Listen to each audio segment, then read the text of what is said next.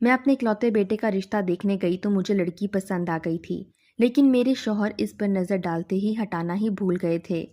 میں حیران تھی، شہباز کیوں اس لڑکی کو ٹکٹکی باندھے دیکھ رہے ہیں؟ ان کی تو ایسی عادت کبھی نہ تھی۔ وہ لڑکی بھی شاید شہباز کی نظروں سے پریشان ہو رہی تھی۔ وہاں بیٹھے لڑکی کے والدین نے بھی یہ بات محسوس کی تھی کہ شہباز مسلسل ان کی بیٹی کو دیکھ رہے ہیں۔ میں نے ہی شہباز کو ٹہکا لگایا اور کہا کہ شہباز، چائے ٹھنڈی ہو رہی ہے۔ شہباز یکدم ہی اپنی ٹرانس سے باہر نکلے، لیکن سب کو دیکھ کر بدحواس سے ہو گئے۔ فوراً سے اٹھ کھڑے ہوئے اور کہنے لگے، چلو یہاں سے۔ یہ کہہ کر وہ اٹھ کر ان کے ڈرائنگ روم سے باہر نکل گئے۔ میں اس کی اس افتاد پر بکھلا کر رہ گئی کہ وہ لوگ ہمارے بارے میں کیا سوچیں گے کہ پہلے تو لڑکے کا باپ ہماری بیٹی سے نظریں نہیں ہٹا رہا تھا اور اب فوراً سے باہر نکل گیا۔ میں نے ان لوگوں سے کہا کہ میرے میاں کی طبیعت اچانک سے خراب ہو گئی ہے۔ میں بات سنبھال کر وہاں سے باہر آ گئی۔ مجھے لگا کہ شہباز کو لڑکی پسند نہیں آئی، لیکن وہ گھر آ کر بھی رات بھر سگریٹ پیتے رہے۔ جب میری آنکھ کھلی تو وہ سسکیوں سے رو رہے تھے۔ میں اٹھ کر ان کے پاس آئی تو جو نام میں نے ان کے منہ سے سنا، میرے وجود سے جان ہی تو نکل گئی تھی۔ وہ لڑکی ان کی۔ میرے شوہر کا نام شہباز ہے۔ ہماری شادی کے بعد میں نے محسوس کیا کہ وہ کھوئے کھوئے سے رہتے ہیں، جیسے کسی اور دنیا، کسی اور مقام پر ہوں۔ وہ میرے پاس ہوتے ہوئے بھی میرے پاس نہیں ہوتے تھے۔ یہ عجب احساس تھا جو ہر لمحہ مجھے زخمی کرتا تھا۔ شروع میں بہت پریشان رہی۔ وقت گزرنے کے ساتھ ساتھ اتنی ہمت آ گئی کہ ان سے سوال کرنے لگی، آخر آپ کا رویہ ایسا کیوں ہے؟ کئی بار اس سوال کو دہرایا، لیکن انہوں نے کبھی جواب نہ دیا، بات کو ٹال جاتے تھے۔ وقت گزرتا رہا۔ میں نے بھی ان کے سرد رویے سے سمجھوتا کر لیا، یہ سوچ کر کے بعض لوگ پیدائشی ایسے ہی ہوتے ہیں۔ یہ بھی شاید ابتدا سے ایسا مزاج لے کر پیدا ہوئے ہوں۔ گھر میں کسی چیز کی کمی نہ تھی، باقی سب کچھ ٹھیک تھا۔ وقت کے ساتھ ہمارے 3 بچے ہو گئے، ایک بیٹا اور 2 بیٹیاں جو ہم دونوں کی جان تھے، اور ہم ان کی پرورش میں کھو گئے۔ انہیں پروان چڑھایا، پڑھایا لکھایا اور پھر ان کی شادیوں کا مرحلہ آ گیا۔ پہلے تو دونوں بچیوں کو ان کے گھر کا کیا، اور پھر بیٹے کی باری آ گئی اور بہو کی تلاش شروع ہو گئی۔ لوگ کہتے ہیں کہ فی زمانہ لڑکیوں کے لیے اچھے رشتے تلاش کرنا مشکل امر ہے، لیکن میرے خیال میں جیسے بیٹیوں کے لیے لڑکا ڈھونڈنا مشکل ہوتا ہے، اسی طرح بیٹوں کے لیے دلہن ڈھونڈنا بھی جوئے شیر لانے کے مترادف ہے، کیونکہ بہو نے گھر میں آ کر گھر کا سارا نظام سنبھالنا اور ہماری نسل کو پروان چڑھانا ہوتا ہے۔ اگر وہ اچھی نہ ہوگی، گھر اور خاندان کا شیرازہ بکھر جائے گا۔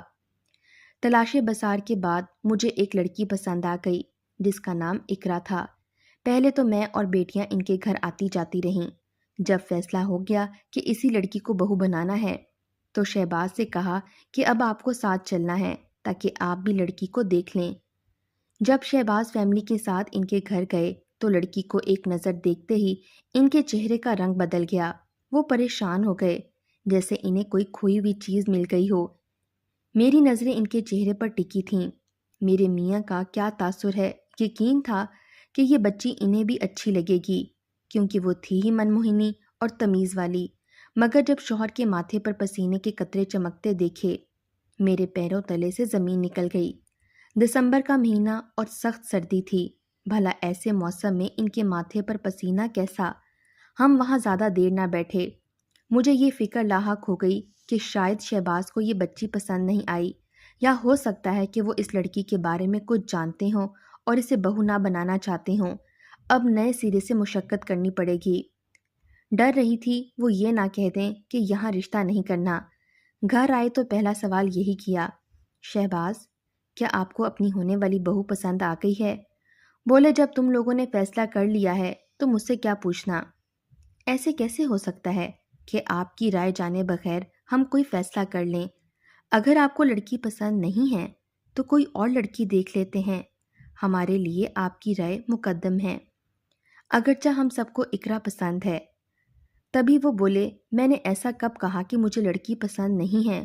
تم سب کو پسند ہے تو مجھے بھی۔ تم لوگوں کے فیصلے پر کوئی اعتراض نہیں۔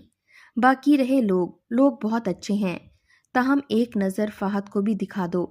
وہ ایک نظر دیکھ چکا ہے، بس آپ ہاں کہہ دیجئے۔ میں نے دھڑکتے دل کے ساتھ کہا تھا۔ بھائی ٹھیک ہے، لڑکی سے زیادہ اس کا خاندان، ان کا طور طریقہ اور ماں باپ کو دیکھا جاتا ہے، وہ تو سب ہی ٹھیک ہے، تو پھر ہاں کہہ دیں۔ ہاں کہہ تو دیا ہے، انہوں نے مختصر جواب دیا اور میں نے سکون کا سانس لیا۔ اگلے کچھ دنوں بعد جا کر ہم نے یہ رشتہ پکا کر دیا اور 2 ماہ بعد شادی بھی رکھ دی۔ 2 ماہ گزرنے کا پتہ ہی نہیں چلا اور ہم اقرا کو بڑے دھوم دھام سے بیاہ کر لے آئے۔ جیسا تصور کیا تھا اسے ویسا ہی پایا، بلکہ جو سوچا تھا اس سے بڑھ کر پایا۔ وہ بہت اچھی عادات کی مالک اور ہم سب کا احترام کرنے والی لڑکی تھی، سلیقہ مند، پڑھی لکھی اور خوبصورت۔ بھلا اور کیا چاہیے تھا؟ میرا بیٹا اس پر دل و جان سے فدا تھا۔ تاہم میں نے محسوس کیا کہ شہباز بہو کے گھر آ جانے کے بعد پہلے سے بھی زیادہ پریشان رہنے لگے ہیں، جیسے انہیں بیٹے اور بہو کی خوشیوں سے کوئی سروکار نہ ہو۔ وہ سب سے لاتعلق ہو گئے تھے، گھر میں اجنبی اور صرف کام کی بات کرتے تھے، بہو سے کم بات کرتے، لیکن جب وہ سامنے آتی تو ان کی نظریں حسرت بھرے انداز سے اٹھتی تھیں۔ مجھے بڑا غصہ آتا تھا کہ بہو تو بیٹی جیسی ہوتی ہے، پتہ نہیں ان کے دل میں کیا چل رہا ہے۔ کئی بار یہ بھی نوٹ کیا کہ وہ بہو کو دیکھ کر کمرے میں چلے جاتے، اور جب میں اچانک کمرے میں جاتی تو یہ دیکھ کر حیران رہ جاتی کہ ان کی آنکھوں میں آنسو ہوتے۔ پوچھتی تو کہتے بس ویسے ہی آنکھوں میں پانی آ گیا تھا۔ وہ پہلے سے بھی زیادہ چپ چپ رہتے اور بہانے بہانے سے بہو کو بھی دیکھتے رہتے۔ مجھے ان کی عجیب حرکتوں پر بہت غصہ آتا۔ آخر یہ سب کیا چل رہا تھا جو وہ مجھے بتانے کو تیار ہی نہیں تھے؟ ایک دن ارادہ کر لیا کہ آج خوب ہنگامہ کروں گی اور سچائی جان کر ہی دم لوں گی۔ جب وہ کمرے میں آئے تو میں نے بڑے غصے میں پوچھا، شہباز کیا بات ہے؟ آپ ہر وقت بہو کو تاڑتے رہتے ہیں، بہویں تو بیٹیوں کی جیسی ہوتی ہیں، اور مجھے لگتا ہے کہ آپ بہو کو اچھی نظر سے نہیں دیکھتے۔ میرا اتنا کہنا تھا کہ انہیں بھی غصہ آ گیا۔ مجھے خوب سنائی اور کہا کہ تمہیں شرم آنی چاہیے اس طرح کی باتیں کرتے ہوئے، بہو بیٹی ہوتی ہے اور اقرا میری بیٹی ہی ہے۔ کچھ دیر چپ رہنے کے بعد اب میں نے پھر پوچھا، آخر کیا بات ہے؟ مجھے بھی تو کچھ بتائیں۔ آپ جب بھی اقرا کو دیکھتے ہیں کہیں کھو جاتے ہیں۔ اقرا آپ کی کسی کھوئے ہوئے رشتہ دار کی ہم شکل تو نہیں ہے کیا، جسے دیکھتے ہی آپ جیسے ماضی کی دنیا میں کھو جاتے ہیں؟ اب سچ بتانے کے علاوہ ان کے پاس کوئی چارہ نہ تھا۔ بولے ہاں ایسا ہی ہے، کسی کی ہم شکل ہے ہماری بہو۔ میں نے پوچھا تو انہوں نے سچ بول ہی دیا۔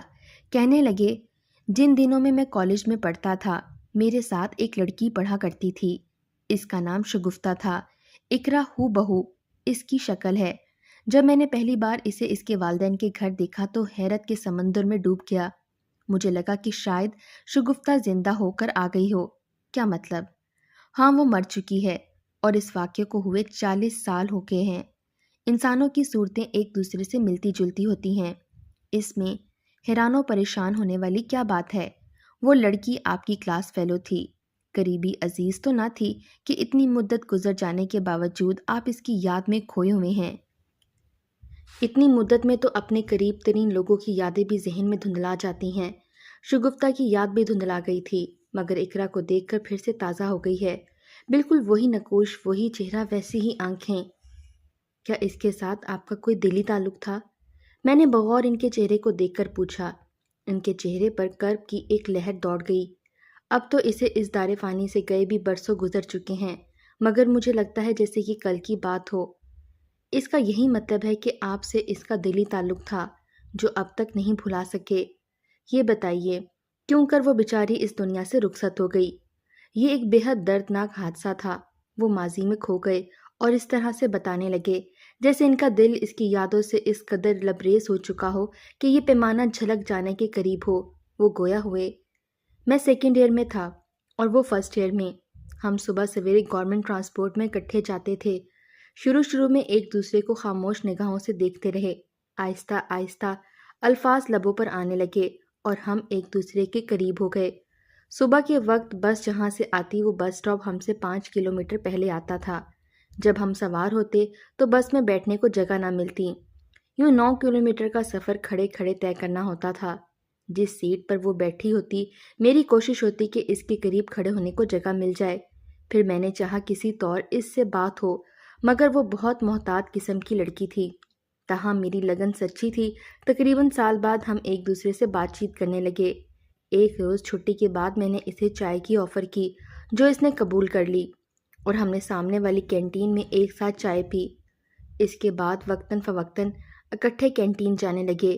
اسے آئس کریم بہت پسند تھی۔ میں ہمیشہ ایک بڑی آئس کریم کا آرڈر دیتا تھا۔ وہ آدھی کھا کر چھوڑ دیتی اور بقیہ آدھی میں کھا لیتا۔ اسی طرح فروٹ چاٹ کی بھی بڑی پلیٹ منگواتا، وہ آدھی ہی کھاتی، باقی میں کھاتا۔ اس کا بچا ہوا کھانا کھا کر جیسے مجھے سکون ملتا تھا۔ سال بھر میں ہم ایک دوسرے کو اچھی طرح جان گئے۔ وہ 3 بھائیوں کی اکلوتی بہن تھی۔ وہ اپنے گھر کی لاڈلی تھی۔ اکثر اپنی فیملی کے بارے میں باتیں کرتی، اتنی اپنائیت سے اپنے گھر کی باتیں بتاتی، لگتا میں بھی اس کی فیملی کا ایک فرد ہوں۔ اکثر وہ اپنی خاندانی مسائل بھی مجھ سے شیئر کر لیتی، کہتی تم سے کیا پردہ، تم تو اپنے ہی ہو، اپنوں جیسے۔ اس کی اس بات سے مجھے انجانی خوشی مل جاتی۔ ایک منحوس دن ایسا آیا کہ پھر ہم میں جدائی کا وسیع سمندر حائل ہو گیا، جس سے عمر بھر کوئی عبور نہیں کر سکتا۔ یہ 19 دسمبر کی ایک سرد رات تھی۔ بارش کے ساتھ ساتھ خوب برف پڑی تھی۔ بس نہیں آئی اور ہم لوگ کھٹارا ویگنوں میں سفر کرنے پر مجبور ہو گئے، اور جس ویگن میں وہ تھی ایک خطرناک موڑ کاٹتے ہوئے برف کی وجہ سے ویگن پھسل گئی اور تقریباً 100 فٹ کی گہرائی میں جا گری۔ شدید سردی اور اس پر برف باری، نیچے بہتے نالے کا پانی بھی تقریباً جم چکا تھا۔ ویگن سیدھی نالے میں جا گری۔ ہم تقریباً 15-20 منٹ بعد وہاں پہنچے، کیونکہ ہماری ویگن پیچھے چل رہی تھی۔ لوگوں کا ہجوم دیکھ کر ڈرائیور نے ویگن کو روک دیا۔ گرنے والی ویگن بری طرح سے پچک گئی تھی اور آدھی سے زیادہ یخ پانی میں ڈوبی ہوئی تھی۔ ایک فوجی دستہ بھی ان کی مدد کے لیے پہنچ چکا تھا۔ فوجی نوجوان اور ہم لوگ سبھی زخمیوں کو شیشے وغیرہ توڑ کر نکالنے میں مصروف تھے۔ غضب کی سردی اور برف کی وجہ سے ہاتھ پاؤں شل ہو رہے تھے، اور مدد کو آنے والے ڈاکٹر اپنے نوجوانوں کی معاونت سے زخمیوں کی مرہم پٹی میں مصروف تھے۔ اتنے میں 2 لڑکیوں کو ویگن سے نکالا گیا۔ وہم و گمان میں بھی نہ تھا کہ ان میں سے ایک شگفتہ ہوگی، اور وہ بری طرح زخمی تھی۔ ڈاکٹر نے نبض دیکھی، پھر اس کی آنکھیں کھول کر دیکھنے لگا۔ ڈاکٹر کے چہرے کے تاثرات سے ظاہر ہو گیا کہ وہ ختم ہو چکی ہے، اور دوسری لڑکی جو اس کی سہیلی اور ہم جماعت تھی، وہ بھی ختم ہو گئی تھی، کیونکہ اس کی گردن اور سر پر بہت گہرا زخم تھا۔ یخ پانی میں گرنے کی وجہ سے ان کے چہرے نیلے پڑ گئے تھے، جیسے کسی سفید کپڑے کو بہت زیادہ نیل لگا دیا گیا ہو۔ شدید سردی کے باوجود میرے پسینے چھوٹ رہے تھے۔ تبھی میں چکرا کر ایک طرف گر گیا۔ ایک شخص نے آگے بڑھ کر مجھے سہارا دیا۔ وہ سمجھا کہ میں پھسل گیا ہوں، حالانکہ میں تو شگفتہ کے شاداب چہرے کو جمع ہوا دیکھ کر گر پڑا تھا۔ میری دنیا اجڑ گئی تھی۔ وہ سارے مستقبل کے خواب، وعدے، ارمان سبھی چکنا چور ہو گئے تھے۔ اسی دن سے میری زندگی کی گھڑی ٹھہر گئی۔ میری سوچیں اور آرزوئیں، جینے کی امنگ، کچھ کرنے کا حوصلہ، سب کچھ جامع ساکت ہو گیا۔ زندگی کا ایک پل کا بھروسہ نہیں۔ یہ بات ہر وقت سنتے تھے، آج اس کا تجربہ بھی ہو گیا۔ کالج کے لڑکے واپس میتوں کے ساتھ ان کے گاؤں پہنچ گئے۔ بارش اور اس کے بعد برف کی وجہ سے تدفین شام تک ہو پائی۔ اس حادثے کے بعد میں کئی دنوں تک کالج نہ جا سکا، کیونکہ اب میری زندگی میں کسی کام کی حیثیت نہ رہی تھی۔ آخر کار جوں توں پرچے دیے اور کالج کو خیر بات کہہ دیا۔ دل سے پرچے نہ دینے کے سبب میرا نتیجہ بھی زیادہ اچھا نہ آیا۔ بامشکل پاس ہوا تھا۔ اب سارا دن گھر میں پڑا رہتا، ملنا جلنا چھوڑ دیا تھا۔ گھر والے کہتے کیا ارادہ ہے، آگے پڑھنا ہے یا ملازمت کرنی ہے یا کوئی بزنس کرنا ہے؟ میں انہیں کوئی جواب نہ دے پاتا۔